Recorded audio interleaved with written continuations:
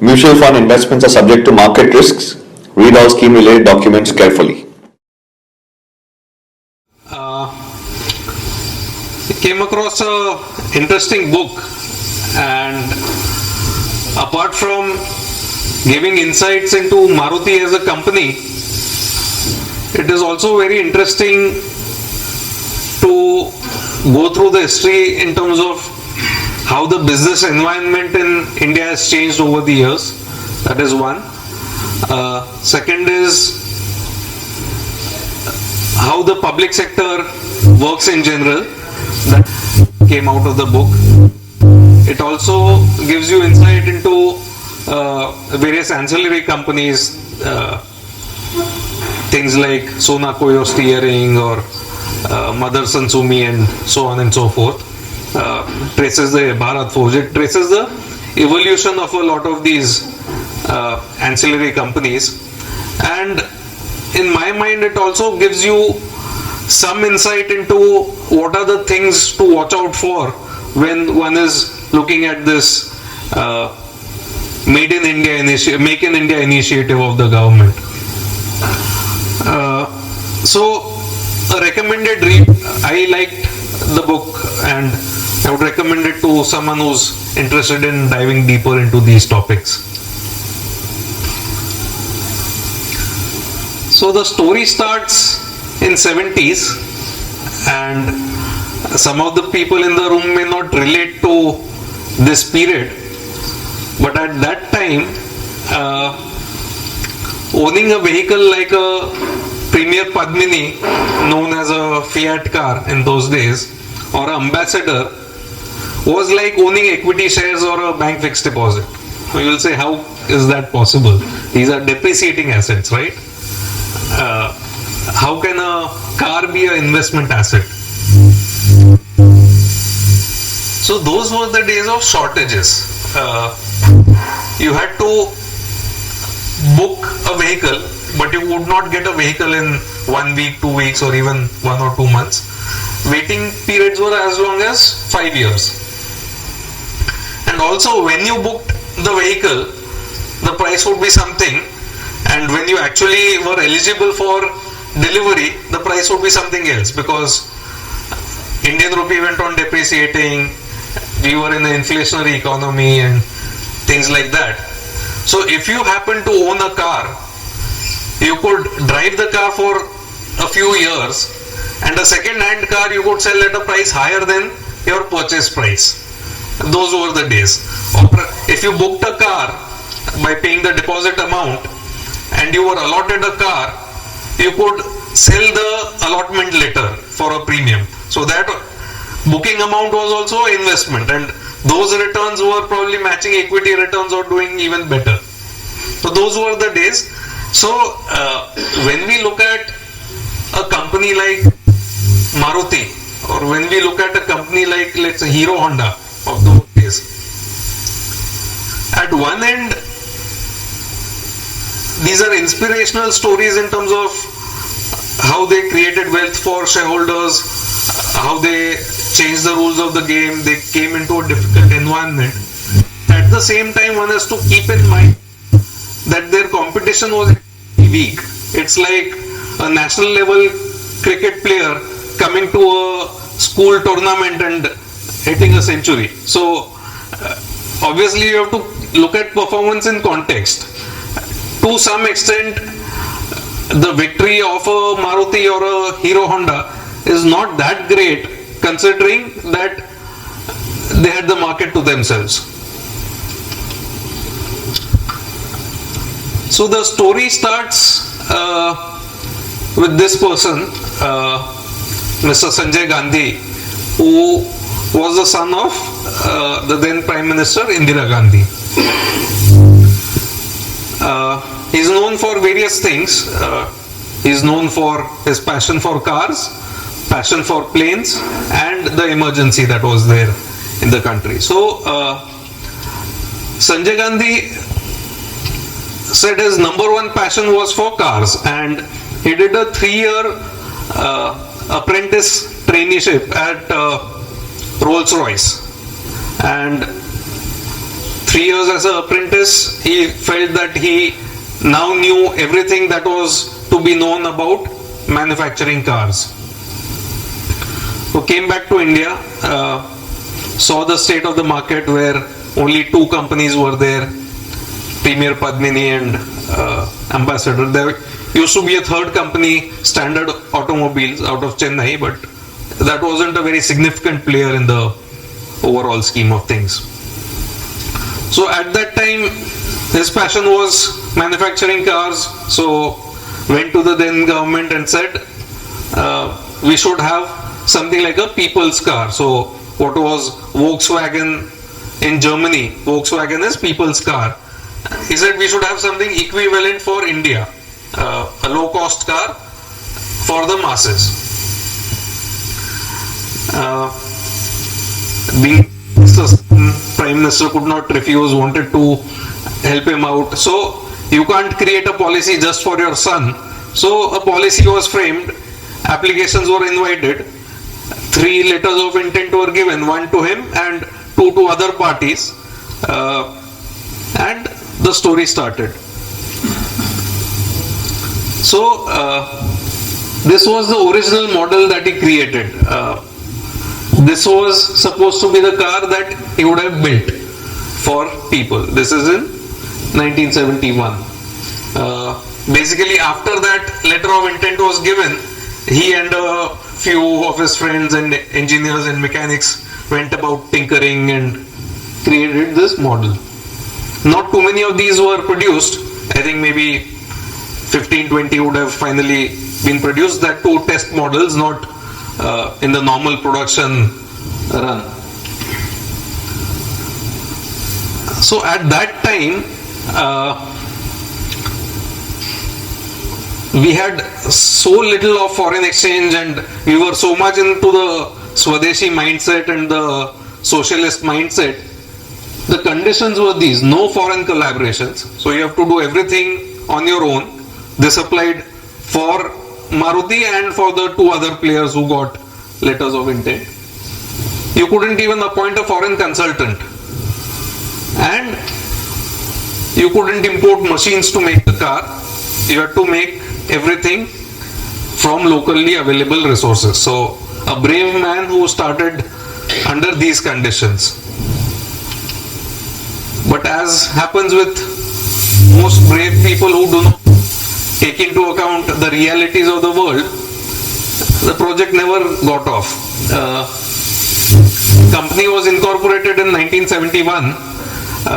They started doing something with regard to the car project. Couldn't make too much of headway. Sanjay Gandhi stayed in Delhi, so wanted the plant somewhere close by. Haryana Chief Minister was of the Congress party. Some land was allotted for the factory. They needed some funds to get into operation, so they started a heavy vehicles division, making road rollers and bus bodies and stuff like that. That made them some profits, but that was not sufficient to really get the car project up and running. So by 1977, the company itself was in trouble, and by that time emergency and all that had happened. Congress party lost political power also, and the company was into liquidation. So fast forward 3 years, Janata government did all sorts of inquiries and all that. That's a separate matter. That short experiment was also over. Congress party came back to power and Sanjay Gandhi died in a plane crash. So you have this person who had this vision of creating a people's car, who has died now. You have a company which is in liquidation, and the mother is back to power. So that vision was still there. The desire to create a people's car was still there. So this company was nationalized. Effectively, just the land and that structure was taken over by the government, and a new company. So this original company was Maruti Motors Limited. a new company was formed, Maruti Udyog Limited, and which took over the factory, land and building of the old company. And it had a rebirth in 1981. And it was a pet project. The mandate given was this has to succeed no matter what. That was the mandate given to the people. And by reading the book, you come across this thing that I have a firm thing that you should get all politicians and bureaucrats to run some business at some point in their career or in the early part of their career, so that they actually understand how the real world works. So you saw these conditions. First round, no foreign collaborations, no capital, no consultancy, no import of capital goods. Company goes into liquidation with those kind of conditions. And then finally, when the bureaucrats actually have to run it as public sector managers, they have to face all these things. They have to face technology issues, foreign exchange issues, export conditions, red tape and all. And then you see how their behavior changes towards all these things. So we have discussed Indira Gandhi back to power. Rajeev Gandhi, the older son, comes out of his flying career as a pilot and comes into politics. His cousin Arun Nehru, who's a businessman. So these two gentlemen are tasked with clearing whatever hurdles come in the way of Maruti Udyog Limited when it starts its operations. This person is roped in from Tata Motors as a non-executive chairman, Sumant Mulgaonkar. He was making commercial vehicles for Tatas, but at that time you had only Premier Padmini and ambassador people with car experience. There was no one else really. So they had to get in someone who understood at least some bit of auto. So this guy was roped in, but since beginning he was skeptical about creating a passenger car business in India. So he had a very short stint and eventually he resigned. And essentially these two persons were at the helm of the company Maruti Udyog Limited, Mr. Krishnamurthy and Mr. Bhargava. So this person on the left was the first chairman and managing director. This person was the marketing director who later on took over as the chairman and managing director, and he is also the author of the book that we saw. Also, we have discussed this book again in the past, The Descent of Air India by Mr. Bhargava. The Maruti Story also describes a lot of those same issues. Political interference, red tape, CAG inquiries where none are required, continuous fear of vigilance commission, raising questions on even bona fide transactions and all of that. It also describes the trouble that Mr. Bhargava and Mr. Krishnamurthy had to go through. So when Suzuki and the government had a fight, these persons were seen as Suzuki people, and all sorts of cases were filed against them in court, and finally for many years they had to fight it out in court and they were proved innocent, but they had to spend some time on that. So it also gives you good insight into what are the problems facing PSUs in the country. So Maruti Udyog started, a company has been incorporated, a few bureaucrats have been put in as directors, but then what? You have to finally get the project up and running. And the mandate was that in about 3 years time or 2 to 3 years time, that entire project has to be up and running and the first car has to roll out. That was the mandate. So what do these guys do? So all the earlier conditions have been by now scrapped. They've figured out that we can't do it on a Swadeshi model. We have to rope in a foreign partner for technology and for some capital and some help. So they explore various options. These are just companies which gave written proposals, but many companies were spoken to, and Renault was apparently the front runner at that time to tie up with Maruti. There was a lot of political lobbying being done by Renault, but when the people actually implementing the project examined the proposals, they found that Renault was proposing to bring in a car which was much larger than what eventually came out. The cost would have been significantly higher than that of Premier Padminis and Ambassadors being sold. So it would, number one, not be a people's car, and there was a question mark on how much demand would be there for such a large car and with that kind of technology. So it was not very suitable for the Indian conditions. So in a normal project, the political lobbies would get their way, but since here you had these two gentlemen backing the project and saying that we will do whatever is required, that political pressure was not allowed to be taken forward. So basically this story also tells you one thing: forget about all the rules and regulations or what is the policy. People fixate on reforms as whether GST will pass or not, or whether some direct tax code will pass or not. That is not the important thing. Actually, if the political establishment and if the bureaucrats want to implement something, they will make sure that the project will get implemented. And if they decide that something should not come up, no matter how hard you try or no matter whether you have followed all the rules and regulations, it will never come up. So I think the big change is in implementation rather than some particular law passing or not passing. We've seen how with the same rules many times projects get stuck in environmental clearances.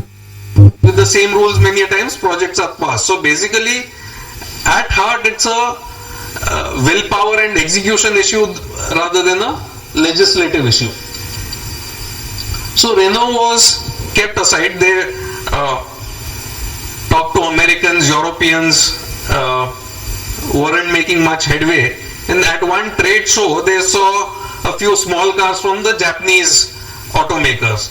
So they said, Japanese are the guys who are actually making small cars. So why are we talking to Americans and Europeans? Europeans also had a few small cars, but they were in the mid or to bigger segment mainly.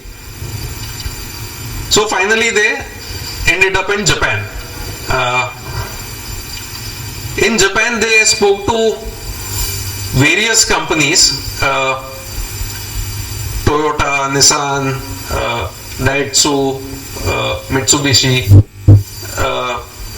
initially Suzuki also. Various companies were spoken to, but this company was the one which showed serious interest, and they almost finalized with this company.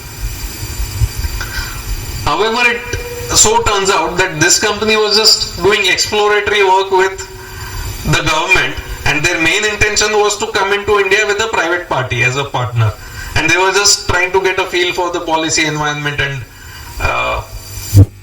the market potential. So that had an interesting implication. We'll look at that. The media, India Today magazine, actually ran a story that Maruti is going to enter into a tie-up with Daihatsu. And a senior Suzuki employee was flying in India on that day and happened to come across that India Today article. And Daihatsu and Suzuki were big rivals in Japan. So the Suzuki people felt, we haven't even heard about this, and how is our competitor walking away with this project in India? And by that time Suzuki was already in Pakistan. So he immediately called up his head office and the activity started. It so turned out that Maruti had approached Suzuki, but the proposal went to some junior official who just kept the papers in the desk, and no one in the senior management had heard about the deal. So Suzuki immediately got into action, not knowing that Daihatsu has already withdrawn its offer. And Suzuki stepped in, and they were very serious, and they pursued it till conclusion. So this is the man at the helm of Suzuki Motor Corporation, Osamu Suzuki, a very driven man. Interesting fact is, Suzuki is not his original surname. He married into the family. The family's surname was Suzuki, so he took the surname of his wife and called himself Suzuki. Apparently it's a common practice in Japan, where someone marries into a bigger business family, they take the surname of the family. And the way the negotiations are described brings out the culture of and the driven nature of this organization. So when R.C. Bhargava and Krishnamurti and all went to meet them, they had these intense meetings, short teams on both sides, to the point discussions, in very frugal offices without any air conditioning. So in summer, Japan gets very, very hot, but there was no air conditioning just to control costs, and they were completely focused and to the point. In some other meeting with, I think, Mitsubishi, if I am not mistaken, R.C. Bhargava describes how 4 people went from India to negotiate, and on the other side of the table 40 people were there, right from the chairman to the lowest person. Just imagine your first exploratory meeting with another company and 40 people turn up for that initial meeting. How can you even discuss? It's like addressing an auditorium. So that was a kind of thing, and in plush offices in central Tokyo with gardens and things like that.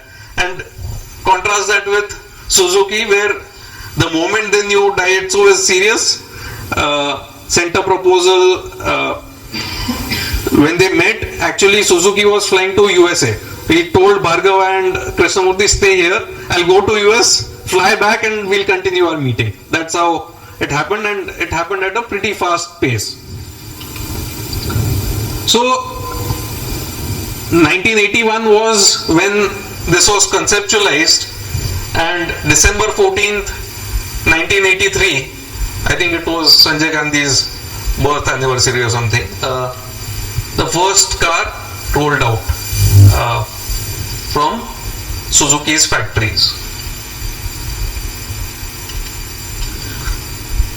So initially, from the Swadeshi days to the actual car rolling out, there was a big difference. Only the tires and the battery were Indian of the first car which rolled out.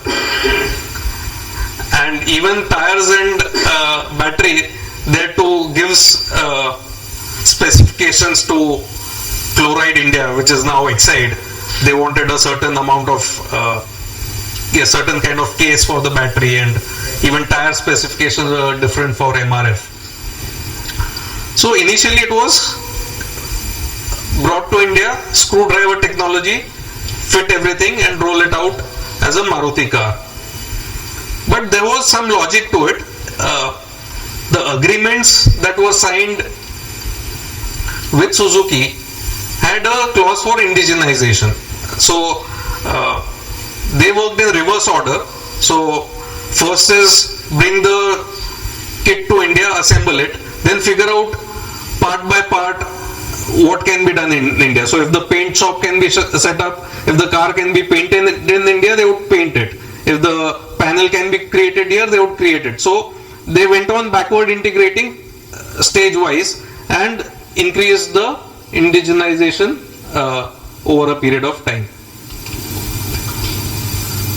That process was anyway part of the agreement and would have happened, but in about 5-6 years, again you had a Gulf War, currency crisis for India. We didn't have money to import basic necessities, so a car import obviously would not get too much foreign exchange. So basically the company was under continuous pressure to make parts in India so that their costs would not go up and their foreign exchange requirement would not go up.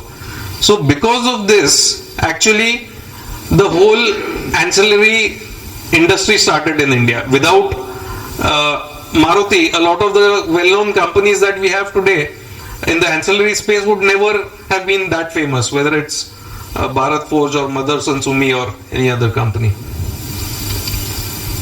So government also pushed the company, and government also started putting in conditions, do research and development in India, so that royalty payments can be curtailed to whatever you are importing. To offset that, start exporting finished cars from India, whichever models are suitable. So from a country which was not trusted at all to even manufacture for domestic market, Maruti went to a stage where they could export cars to European market and the African market.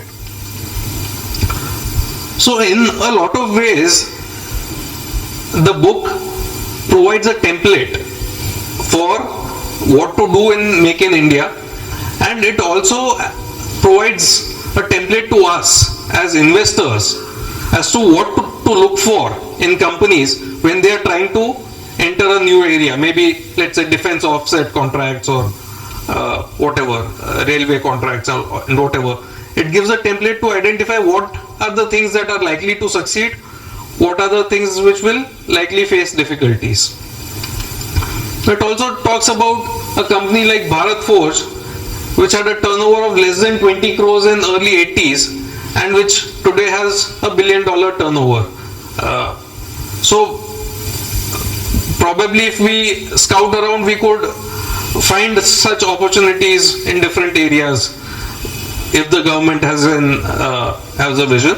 And what we have seen in the case of Maruti, and this is in the socialism days, today we are something of a mixed economy or a free market economy. So today the chances of a Make in India succeeding are much more than what was the case in early 1980s. So where the government and the bureaucrats decide something is to be done, they have means to get it done. Again, we saw that started out as a completely Japanese product, only the battery and tire was in India. So this year it should have an import content of only about 15%. So over the years they have been indigenizing, and also the reason why import content remains is that newer and newer models keep coming. So the newer models have to that extent a higher import content. Another interesting thing to note is that initially Suzuki was hesitant in taking an equity stake.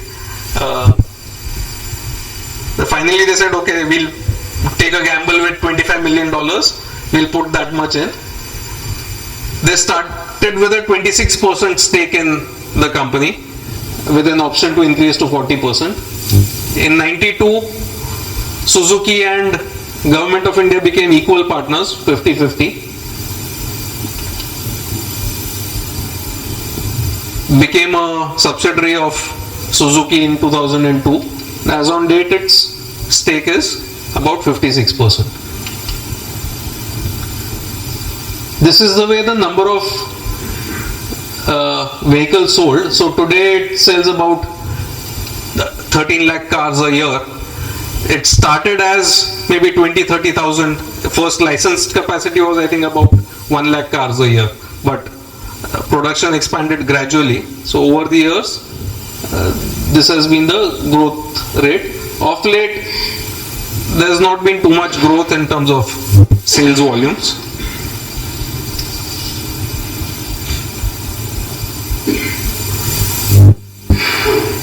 A lot of things have been written about Suzuki setting up its own subsidiary in India, 100% subsidiary in manufacturing plant in Gujarat and all.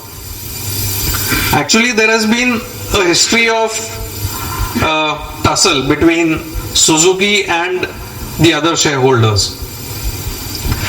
So Suzuki looks at it from its own perspective, saying we will try and maximize our self-interest in this, and at that time government of India would try and negotiate what was good for India as a country and what was good for them as shareholders.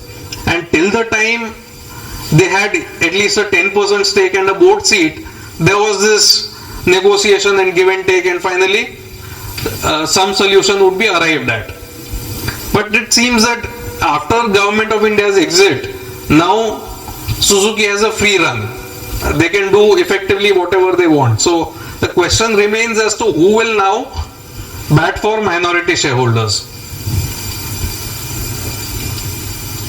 So in 1982, when the company started, the percentage of royalty paid was 2.15% of sales at that point in time. After 10 years, government said, okay, 10 years are over. There has been a huge volume growth, which was not envisaged. So they in fact wanted to stop royalty payments completely. However, after negotiation, they said, okay, we'll pay you fixed 1,000 rupees per car, per Maruti 800 sold. And this was against 2,210 as per this formula. So royalty payments were halved. So from 2.15 came down to less than 1%. Consider the current payment. Currently it would be estimated about 6% of sales. So that's a huge increase over the years after the government of India's exit. And of sales is one factor. Look at it as a profit before tax plus royalty. It used to be about 13% in 2005, went up to close to half of PBT plus royalty, and then it has come down somewhat to more than a third. So more than a third of the total profits are first taken away by royalty, and then the balance goes to shareholders, including Suzuki. Another graph, so starting as 100 as base, both selling price of a car and royalty per car, sales as per car has grown only marginally, whereas look at the way royalty has shot up in this same period.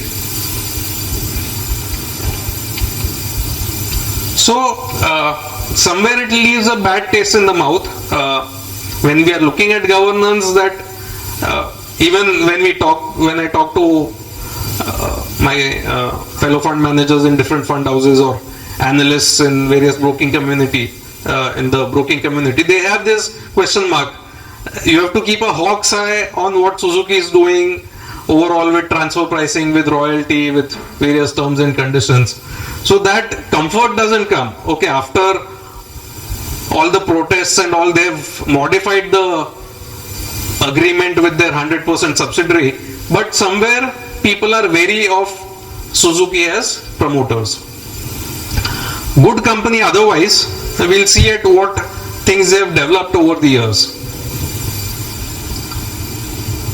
So obviously they rolled out their first car, as we saw, in December 83. MNC competition from Hyundai, Daewoo, General Motors, Ford, Toyota, Honda, all these people came in mid-90s, around 95. So from 84 to 95, 11 years, they had a free run.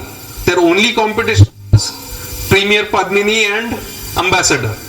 So obviously this 11 years gave them a huge head start. They could scale up their manufacturing operations, they could scale up their dealer network, they could get the brand loyalty from customers and so on. They set up something called Maruti authorized service stations. So the penetration was so big that on national highways and all, they said every 30 kilometers you should have a authorized service station. So wherever in the country your car breaks down, a service station should be close by. So they could penetrate the market quite deeply, urban, semi-urban, even rural markets. They have been able to have a very good network. They got into the spares business, Maruti genuine parts. They got into the pre-owned cars, true value. They got into financing of cars, selling of insurance and all of that. So they made good use of the head start, and today it's a crowded marketplace with I think about around 10 to 15 players, various brands, but they still have more than 50% market share of the passenger car segment if we exclude the SUVs and all, which is a very good thing. They have more than half the market and everybody else fights for the crumbs. Again, we are a country with a large population, under penetration, lot of first time buyers yet to come to the market. Some people who want to upgrade will also be their potential customers.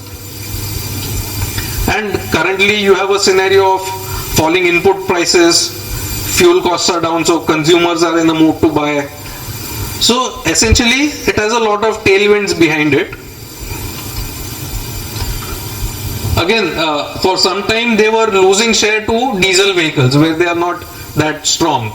Now that diesel is seen as enemy number one in terms of pollution, we have seen what happened in Delhi and in other areas, and further the price differential has reduced between diesel and petrol. So again, buyers have started shifting back to petrol, so which is again a big boost for a company like Maruti. At the same time, there are things that one should be wary of. We saw sales tapering off last 4-5 years. Growth rate in passenger car vehicles has not been that great. A question remains, is that cyclical or is that structural? Maybe it's both. So cyclical is okay, economy is doing not that great and somewhere demand will come back and all that. It's just a cycle. It's a temporary thing. That is one way of looking at it. The other way of looking at it is that at least in urban areas, there is a physical problem of owning more cars, and it's not purchasing power. So in your own buildings, if you look at it, the biggest hurdle to buying a car today is parking slots, rather than whether money is there in your bank account to buy a car. So this problem is not there in semi-urban and rural. So over there things will continue, but it's difficult to grow in urban areas. In urban areas, we have seen in the developed countries, whether it's, let's say, a city like Manhattan or a Singapore, parking is hard to come by and people just replace their vehicles. People don't add to the number of cars that they own. Another question is now, people who own a car and are looking to replace it are looking to usually upgrade. So if they own a hatchback, they would want an entry-level sedan and so on. So Maruti's image in the minds of people is that of a people's car or a low-cost car. Is it an aspirational brand like maybe a Toyota or something? We don't know. So they are trying to create a differentiation with a different brand, Nexa. Whether that succeeds or not remains to be seen. Again, a lot of automakers cite this as a threat, where if on-demand transportation is available, will people buy fewer cars in the future and use these kind of services more? Again, a lot of work is going on as regards electric vehicles and autonomous vehicles, both at the low end in terms of BYD or at the high end in terms of someone like Tesla. Even traditional car makers like General Motors are having all electric vehicles. General Motors will be introducing it in this calendar year itself. So even if this were to take, let's say, 5% of the market in 3 or 4 years time, that's still a big dent, and it will dent the growth prospects if nothing else. So one has to see how that plays out, and so far I don't see Suzuki or Maruti being great leaders in this evolving technology or being ready for the transition. 100% subsidiary, most of the questions have been addressed, but still that question remains, why was it not put in Maruti and why in a separate company? Again, unlike a company like Hero Honda where most of the profits are paid out as dividends, here the company just keeps hoarding cash, which lowers its return on equity. So it's a company with 1,07,000 crore market cap. It should make profit in excess of 4,000 crores for this financial year, somewhere about 25 times earnings. So return on capital is relatively decent. Return on equity dragged down by lot of idle cash on the sheet. They could do better capital allocation is my opinion. So we don't own the stock and I don't have a recommendation on this.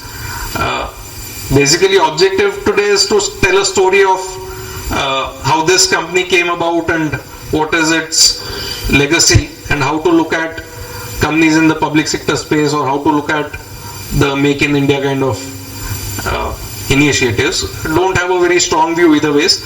The business is great. There could be better governance, there could be better capital allocation. Valuation, it's not something like a bubble, it's not at a throwaway price, it's somewhere in between the two. Thank you. I'll be happy to take any questions that you have. Currently, government is holding any stock? No. What are the reasons to exit from government?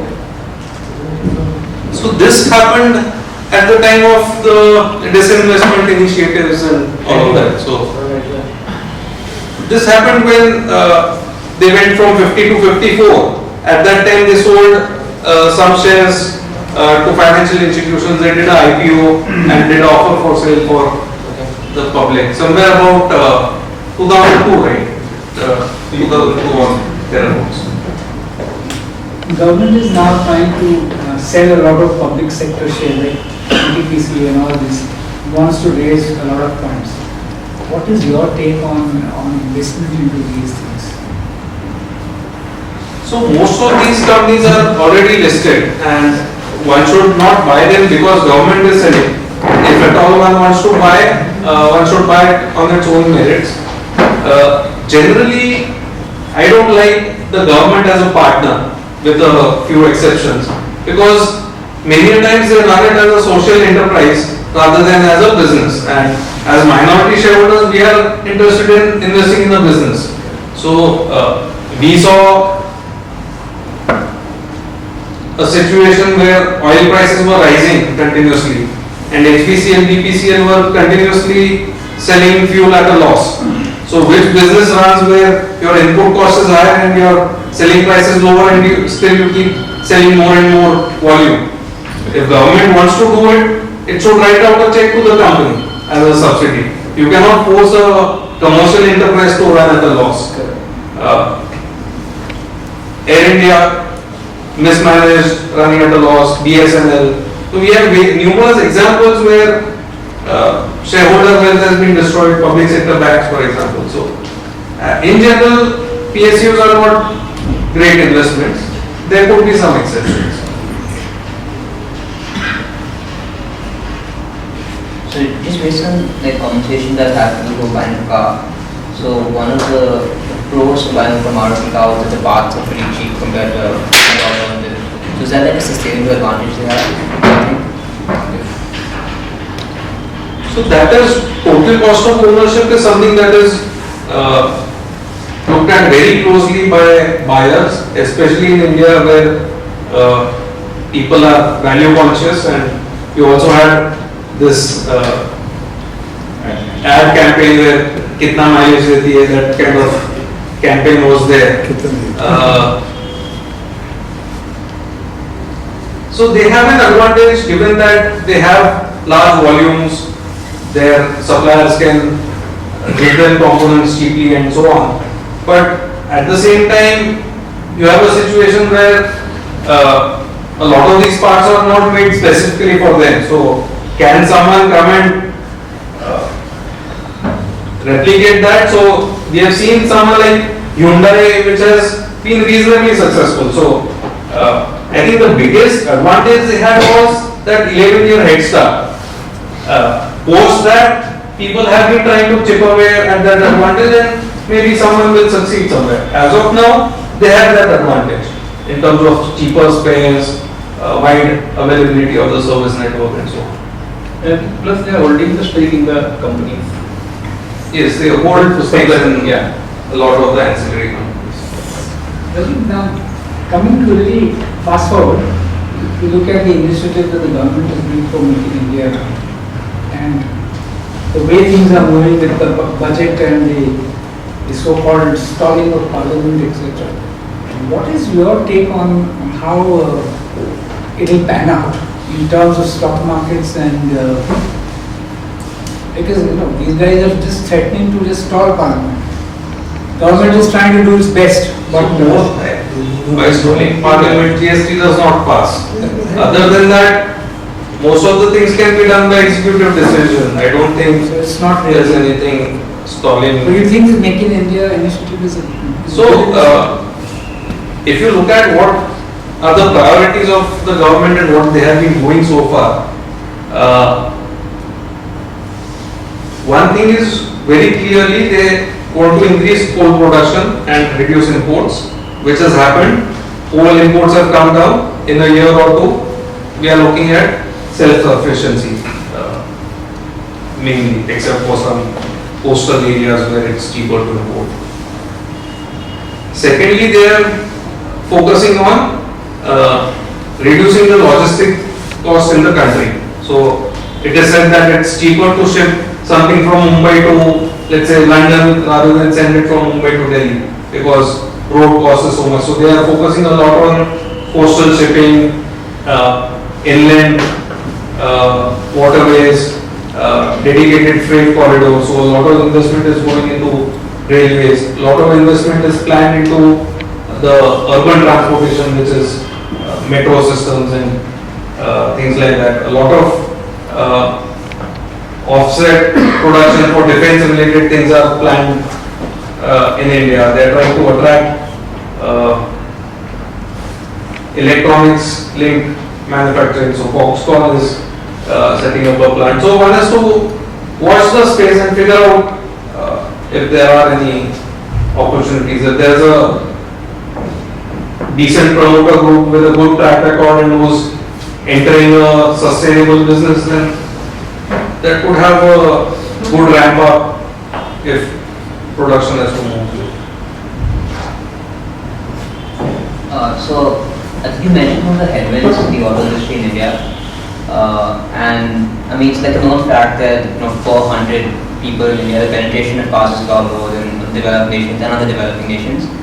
But like, do you think those headwinds will prevent like India's low pace from reaching certain critical scale? Like because like parking and roads, infrastructure and all that.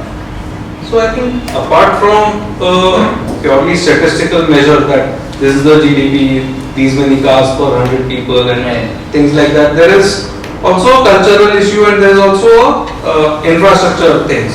So some countries are designed for motor vehicles. So low density countries, so Australia or USA where long distances and not too much density of population and wide roads and stuff like that.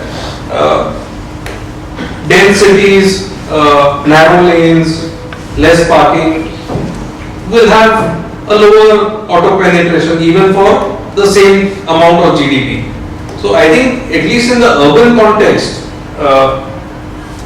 given the push towards increasing parking charges or putting some kind of a congestion tax, or we've seen odd even experiment happening in Delhi, I think there will be a thrust for public transport.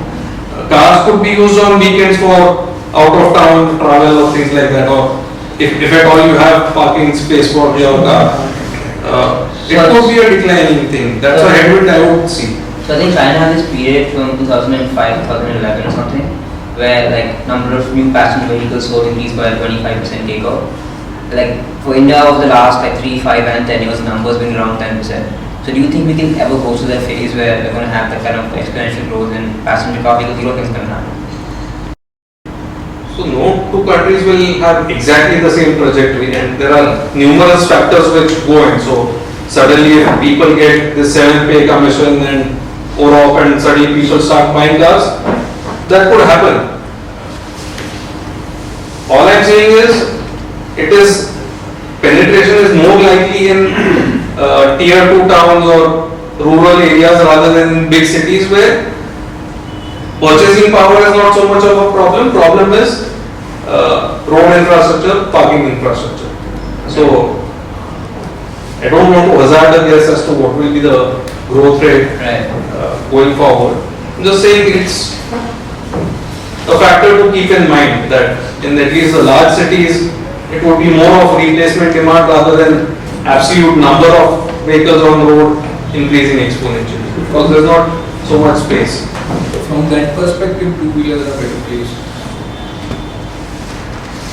So two-wheelers also, two-wheelers take proportionately lesser parking and road space, but in a congested environment or if metro rail transport were to improve in various cities, so I'm sure when you go across cities, you have seen metro rail projects in Chennai, in Delhi, in Bangalore. Various cities are in various stages of implementation, and unless something is done for public transportation, we just have a gridlock kind of situation on our roads where everyone will go out but no one will be able to reach any place. So to that extent there is a headwind for auto. Currently the royalty model is still fixed price per car or is it some other model? I don't remember exactly what's the formula now. They have been changing it over the years. Some years they had it in yen, then they shifted to rupees and again yen, and fixed per car and as a percentage of sales. Also it's different for different models. I don't know the exact formula for the current situation, but these are the numbers currently, about 5 to 6% of the overall net sales. They are expecting it to come down to somewhere about 4% going forward. So anyone controlling it or have a say apart from Suzuki, like managing stakeholders giving their votes or something?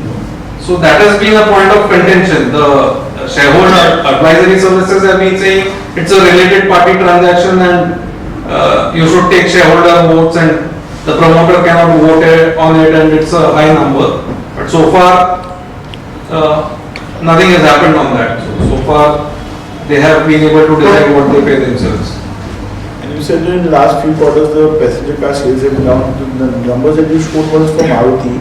Is it only for Maruti or the overall, the whole segment is the same? So for the entire passenger car segment, last 4-5 years have been flattish. There hasn't been too much growth. And what are the projections now? Is it, apart from like you mentioned about Europe and all that, overall is there any consensus to be some specific growth? Projections are always good. As equity brokers or analysts, and people always think the future will be better than the past. How it pans out remains. But just a continuation on this, like just we saw the mobile penetration, going by a huge margin. Now it's almost 100% penetration. The car market also, if you see vis-a-vis developed countries, is just 10% of the market share. I mean, 10 per 100 people, 10% of the population owns cars. So if this were to even go 20%, like in US it may be 70-80% or 90%. So then there's a huge opportunity out there. So can't this number also to the car industry? But it could grow. I'm not saying that. I'm saying there are tailwinds, there are headwinds. So as the country becomes prosperous, I'm sure more people will own cars. Last 5 years numbers were kind of scary because of the flat segment on a segment like this? So there are these cycles, there are these ups and downs in all things, consumer durables, cars. So staples generally have a more predictable graph. Any discretionary purchase has its ups and downs. So anything which is at the discretion of the buyer, people can prepone it or postpone it. If you are going by a train or bus, you can decide not to buy a car for 2 years and wait it out, in which case the car companies will have low sales. If you are buying tomato ketchup and you are used to having it every day, you will still go to the grocery store and buy. So discretionary items have these ups and downs. Rajeev, can I ask you a generic question quickly? What's your take on the reasons why the stock markets have tanked so much? What's the real reason? I'm not talking about pricing. Sure, we'll have the discussion once. After Then I have to drink the share prices go up. Yeah. then we have to ensure that we keep you liquid in that proper liquid diet. Yes, sir. I'm just curious, as you said, for the last 5 years, the car growth has been tepid, but the Maruti share has grown fantastic in the last 5 years. So that has been actually the story of the Indian markets. The share prices have been increasing more than the corporate profits, and that is correcting to some extent. I think in last 3 years, used car market has grown significantly, although the new car market has not grown that way. And if the scrapping of the older car rules come in, whenever they come in, then it can bring a new life to them as well. Raju, how is this royalty payment with other multinational companies? I guess for ABB also it is quite high. And there was some news items earlier that government is trying to cap that kind of payment. So earlier all these had to take government approval. Then in the name of liberalization that was taken away. Then some people started abusing it. Now there is again a demand to bring some control back. So there is actually a report by this advisory service on various companies. Actually, if you search for it on the net, you will get it. It covers various companies. So FMCG companies, industrial good companies, auto companies. Covers the whole spectrum and gives you the range. Yeah. What are the royalties paid by various companies? Anyway, this 14-year time gap between Maruti started and the next competition came. Was that 14-year time gap by design?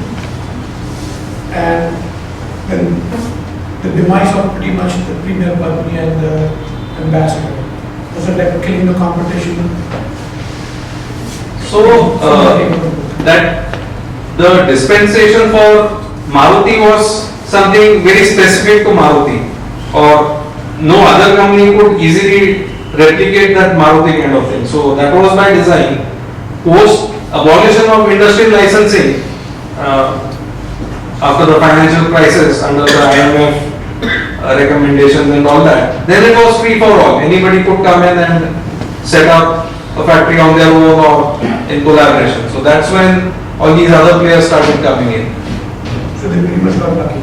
So they pretty much got lucky. They got lucky. They were lucky, yeah, you can say that.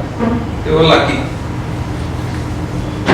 And So there's this mentioning about the ambassador and the premier company not being able to, they were already there more. Now they saw this new guy coming, they were not able to catch up. sure, so thus Big technology at work, all three are whole line. High tech. so the story is interesting and it's described in detail as to what was that era, and it describes Premier Padmini and Ambassador. So these companies had technology which was World War II era, late 40s kind of thing. for 40-50 years they did not do any technology upgradation. Production was capped, there was industrial licensing. There was a waiting period. So a dealer had to do no sales effort. People would queue up to get the car. In fact, the dealer could take a bribe. They could take a cash premium from the purchaser and fiddle with the allotment queue. So even if you had booked in advance and someone else came in later, you would push up that person and allot the car to that person and take a premium. Quality control was non-existent. You could sell whatever you produce, even if the car broke down in 1 month and had some issues. So that was also not a problem. People who had contacts in the company would try and influence मुझे अच्छा piece देना. So अच्छा piece is a car which is inspected properly and which at least initially doesn't have defects. Vis-a-vis other car which has not been inspected and which is just given out. So that whole culture was pervasive, and initially they were not allowed to collaborate or do anything. So they made efforts after opening up. So Premier Automobiles tied up with a foreign company. They came out with this model 118 NE and they tried to compete. So Standard Motors also came out with a sedan and all of that, but somehow they couldn't get that traction and couldn't get back. Tata Motors also tried it in the league.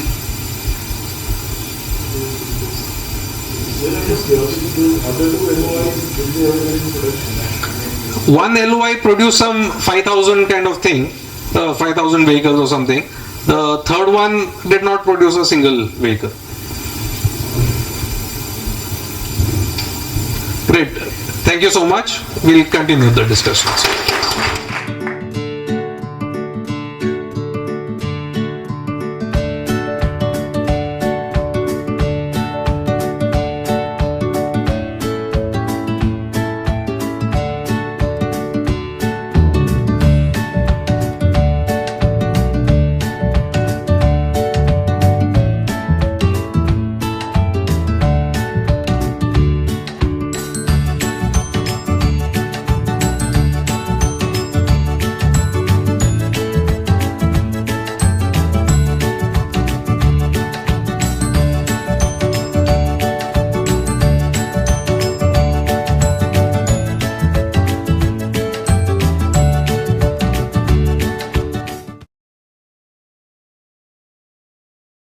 Mutual fund investments are subject to market risks.